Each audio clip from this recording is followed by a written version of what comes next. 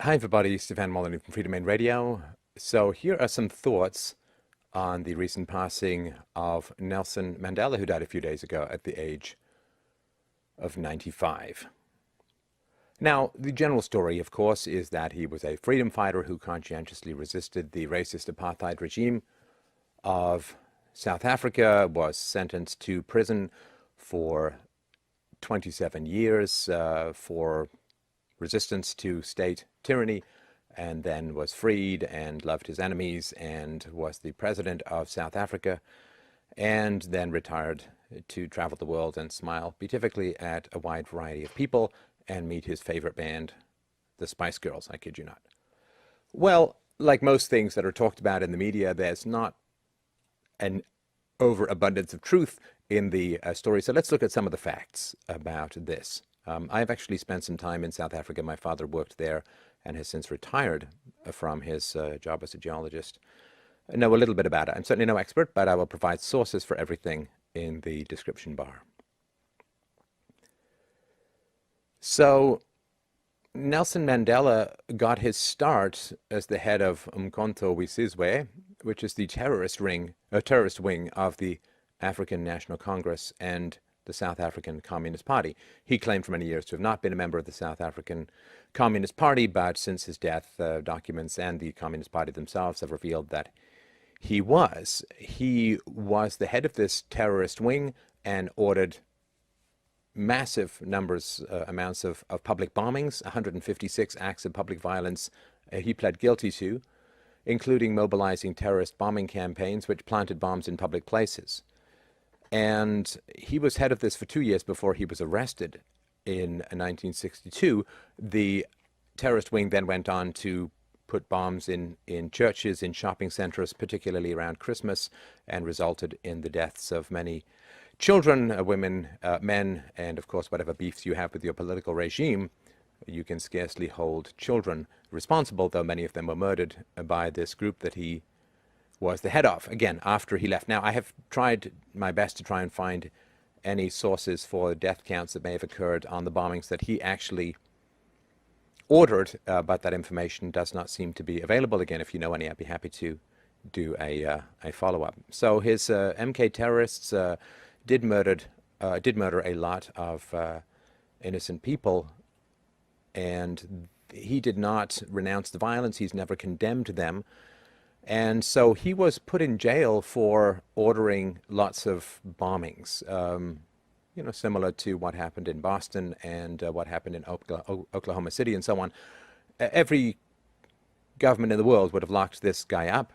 He was found with over 50,000 landmines, which had been sent to him by the communist government in Russia, and a wide variety of other anti-personnel weaponries and so on. So he was the head of a terrorist army. This, of course, does not justify the evils of apartheid and so on, but we'll get to that in a little bit.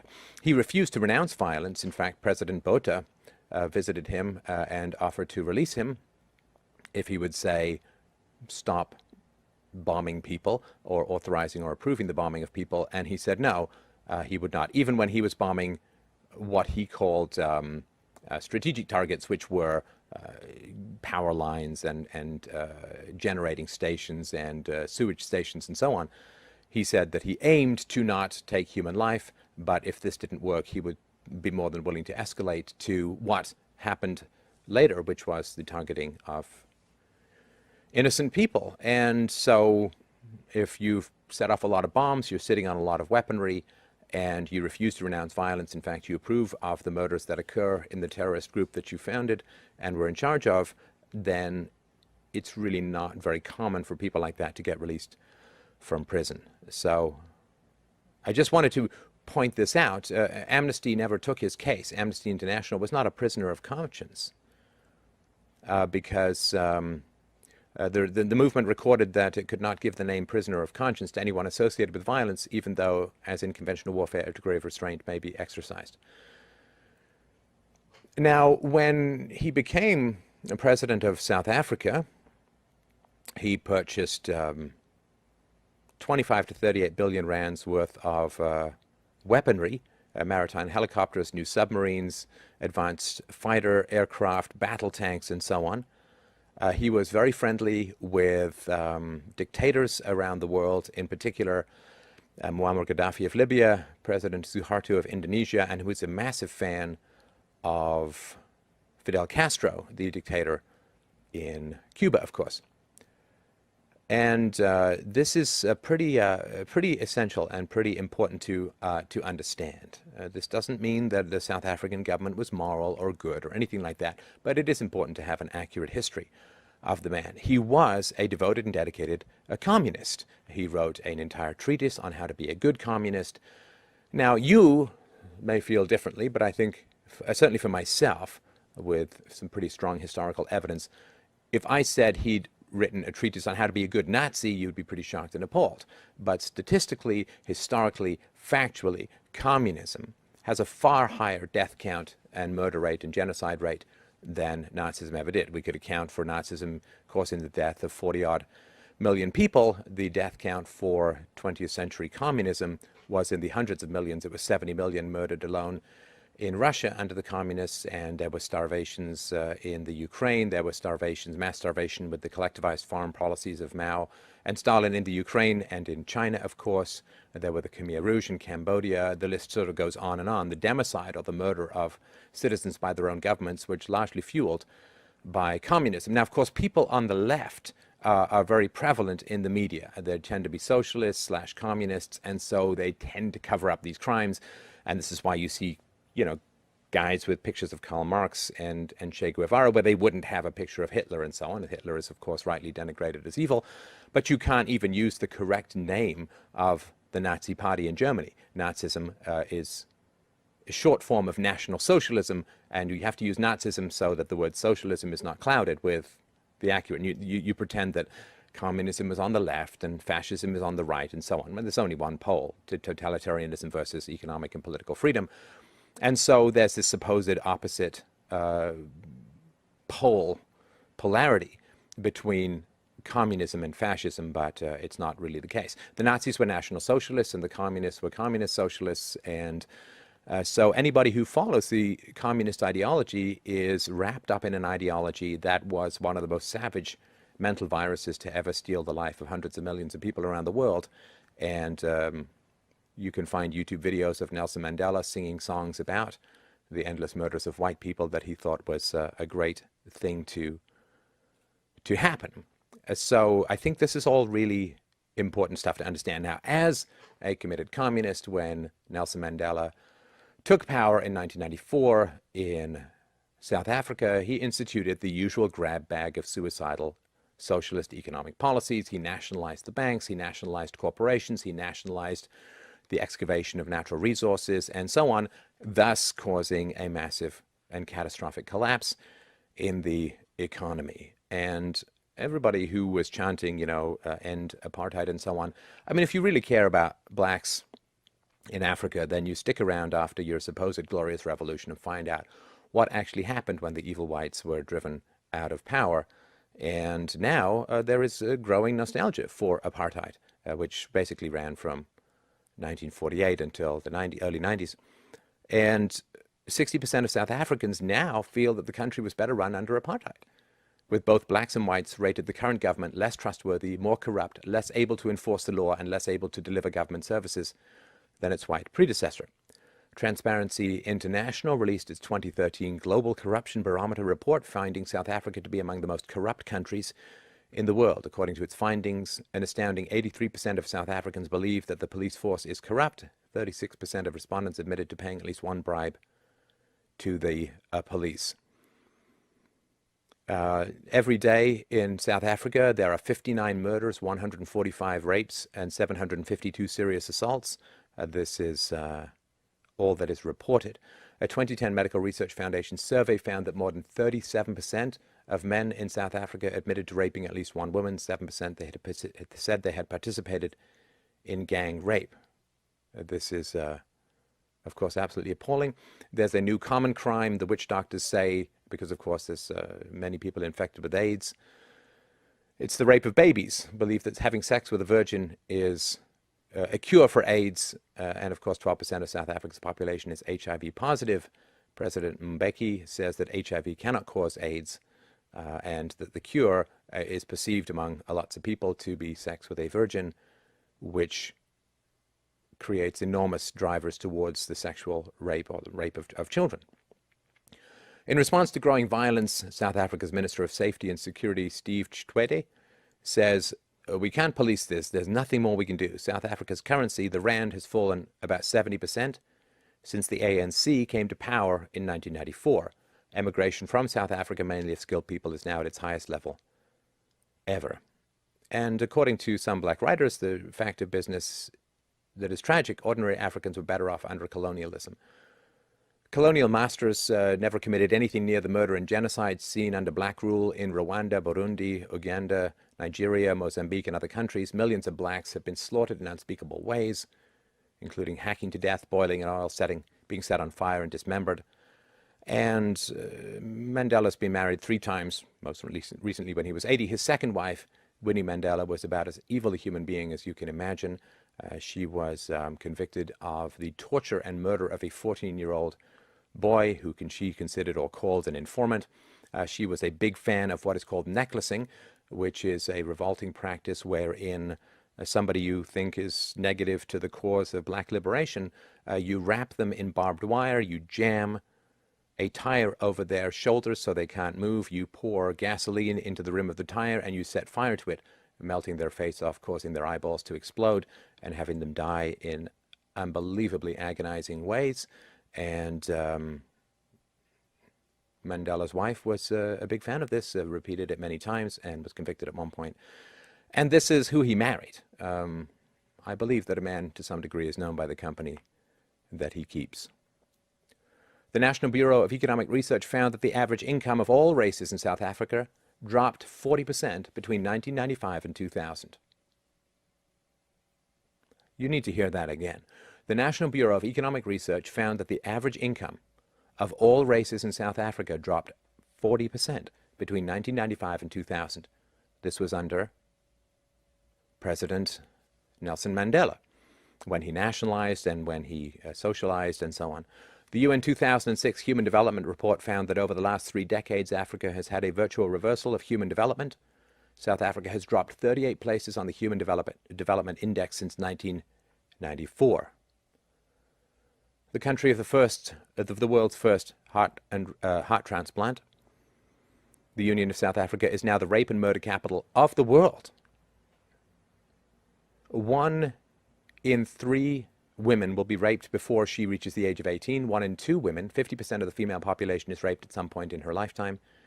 It is the rape and murder capital of the world. Now, given that most people prefer to be alive and dead, let's look at some of the history of colonialism. At the start of the year 1900, the African South Africans, the black South Africans, there are about 3.5 million of them, according to the British colonial government census.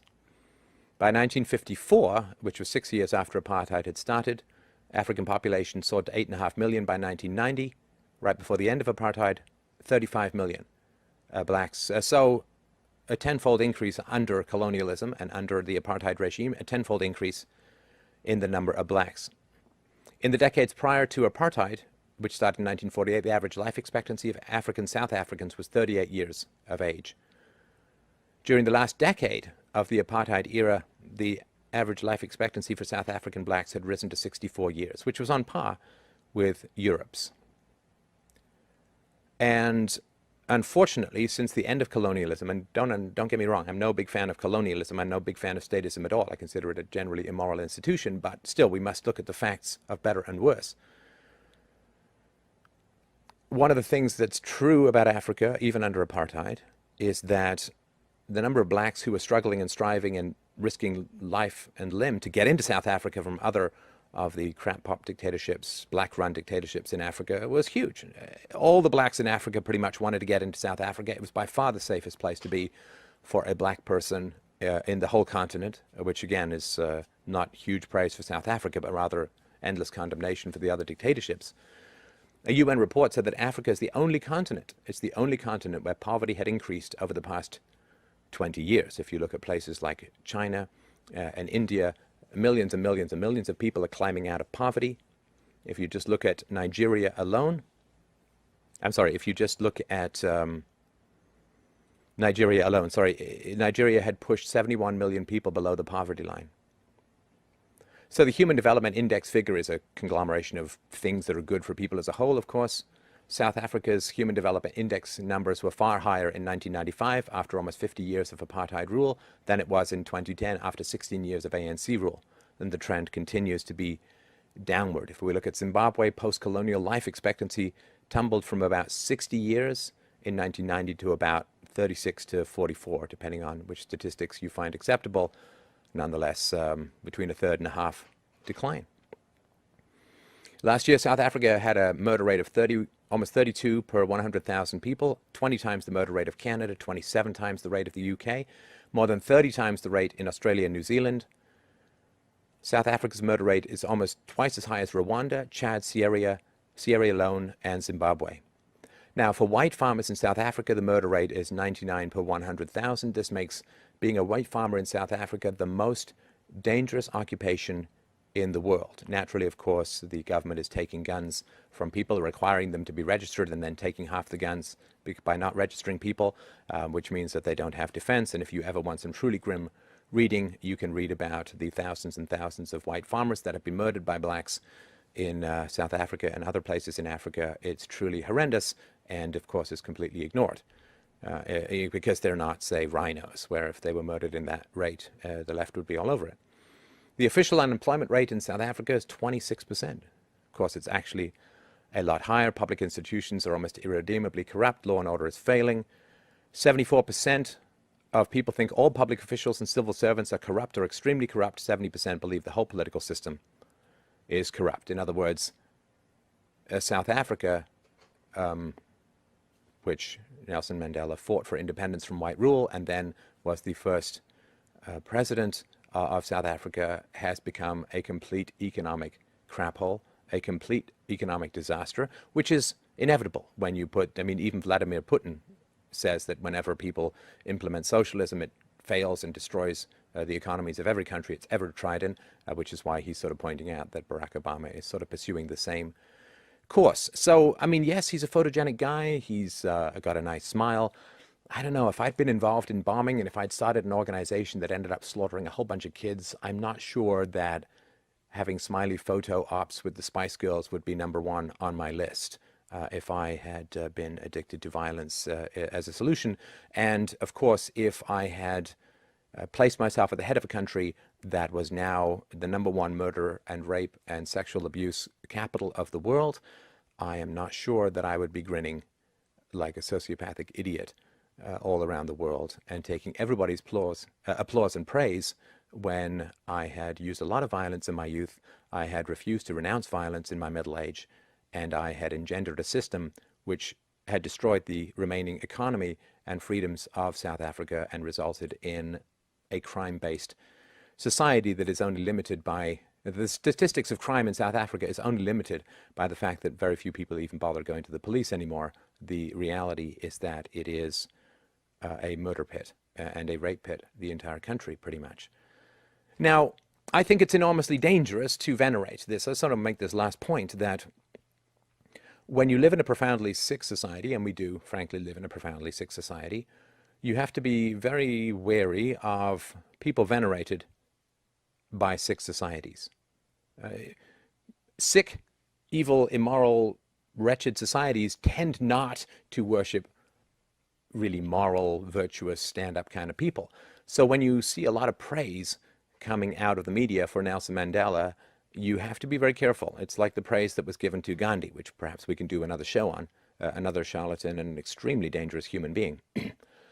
So you really do have to be quite skeptical. I think it's very dangerous to venerate somebody who was so committed to violence and who used such violence in the seizure of private property as the president of South Africa in pursuit of his socialist, which is basically a theft-based political agenda.